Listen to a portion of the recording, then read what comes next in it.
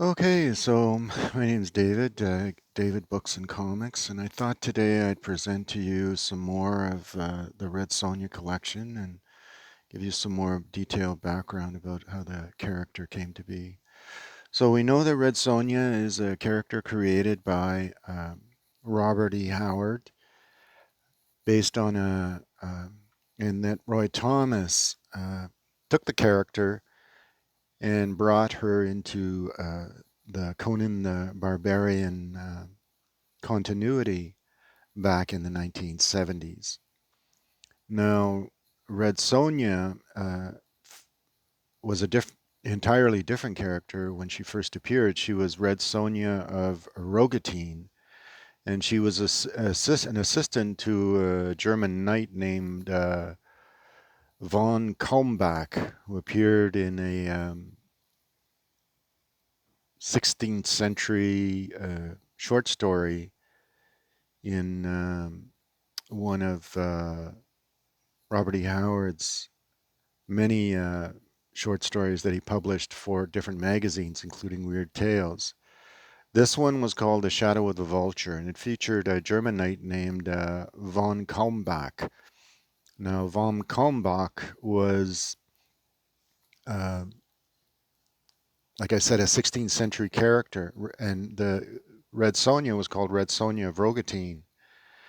So what Robert E. Howard did to bring her into what uh, Roy Thomas did to bring her into the Conan continuity was change or keep the title, but just change the background, historical background, and bring her into uh, the world of Conan the Barbarian in the 23rd issue of uh, the Conan comic book. After that, the character proved to be popular among readers, so Thomas thought she would be good in a solo title, and she did appear first solo, and her first solo story was in a magazine called Savage Tales, a black and white magazine that Marvel was publishing back then. And this is the first story for which she appeared in this reprint edition from Dynamite Comics.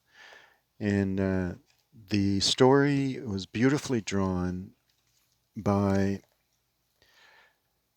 Esteban Morato and Neil Adams. And this is the first appearance um, in this reprint edition of this Savage Tales story. Um, very short, uh, very short story, 8 pages long. But this is where she first appeared. And then the second appearance, also, uh, I believe it was in Savage Tales, in a story called The Temple of Abomination. Again, a rewritten short story by Robert E. Howard, done by Roy Thomas.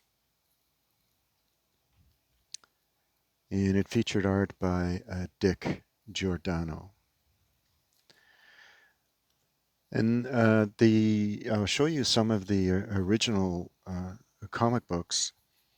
But in the early 1970s and mid to late 70s, the character was drawn by a very good artist, an artist named Frank Thorne. Now, Frank Thorne had been working for Gold Key, and he caught the eye of Roy Thomas, who appreciated his artwork, and he hired him to do the Red Sonja title. He thought he would be the right kind of artist to depict the character. And I'll show you some of the books that he drew. And here is number 2, and it's the better cover of the Marvel Features solo run. This is one of her first appearances in a solo magazine. This is from Marvel Feature number 2, and this is probably the best cover in the run. And it has, this is his style of lettering, the title lettering. And it's, the writer here is Bruce Jones, with tight control by Roy Thomas as editor. And the artist was, of course, Frank Thorne. And you can see his very dynamic, very fluid type artwork in this original comic book appearance. It's very creative. So that's number 2 of the Marvel feature.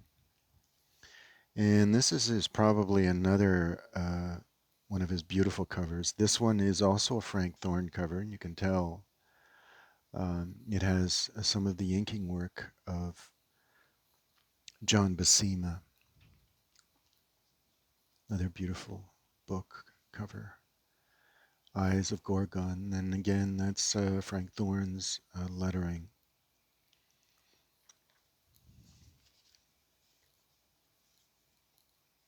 As you can see, very dynamic artwork.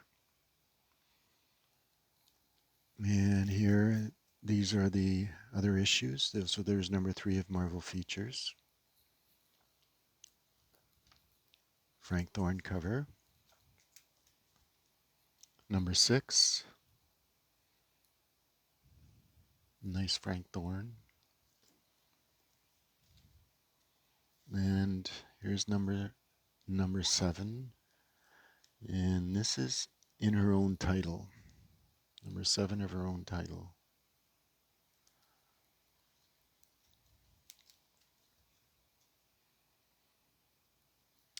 And there's number 3 of her own title.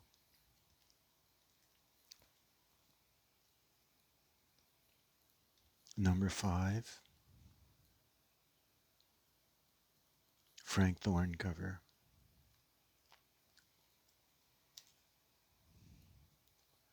There's number 6.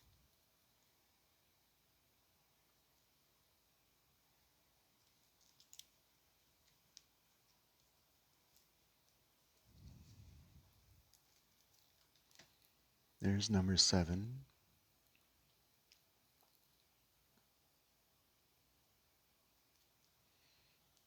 Nice Frank Thorne cover. Number 9. Nice, beautiful. There's a little dent there. A little break. Some little bit there. But this is a very fine copy. Number 9. There's number 10. Frank Thorne cover. Number 11. Another beautiful Frank Thorne cover. And then in number 12, the work here is by Frank Bruner, signed by the writer, the author, sorry, artist, by the artist. And this is another Frank Bruner cover. You can catch this, a little bit of the signature on the cover.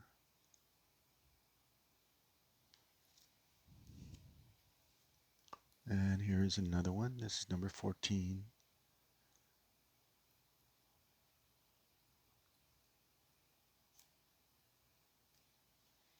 And number 15.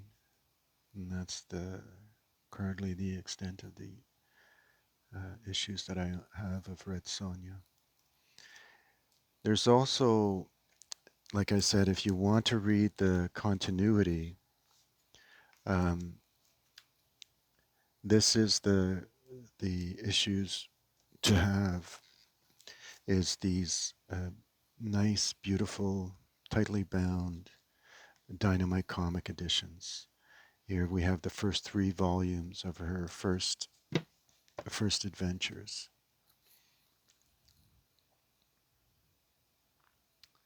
Volume 1, this is with a John Romita cover. Again, reprinting all of so you won't miss any of the continuity once you have all of these books, all 3. And it has very detailed, as I showed you, introduction by the writer and editor of the series, Roy Thomas.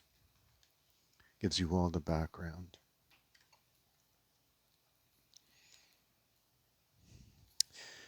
There's also, of course, Dynamite is also printing the series in continuity, still extant, large volumes of the continuity that from Dynamite Comics have been issued and printed. They're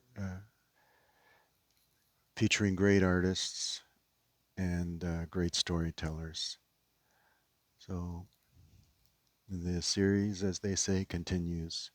And of course, I'll show you again the paperbacks. This is a paperback original of the first novel by David C. Smith and Richard Tierney. And again, it gives you a detailed background by the man who made it, Red Sonja famous and really kind of created the character, Roy Thomas, for Marvel Comics. And this is a Demon Knight cover art by Boris Vallejo. And to show you, that's number 2. There's number 3, When Hell Laughs.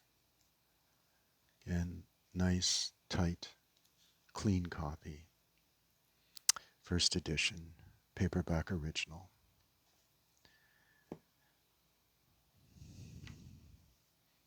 There's number 4, Editor's Daughter.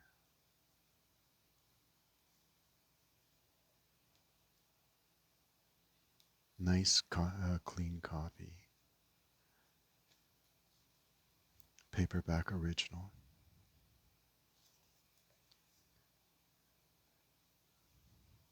Tiny little creases. Brings the value down.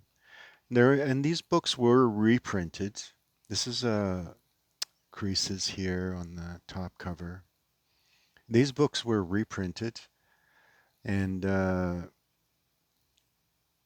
can be found in used bookstores if you look long and hard enough. So that's number 5, Against the Prince of Hell. And number 6, Star of Doom. All featuring very creative, very dynamic covers by Boris Vallejo. Red Sonja was never only for adults. I mean, she appeared in the black and white comic books in the magazines, which were adult oriented.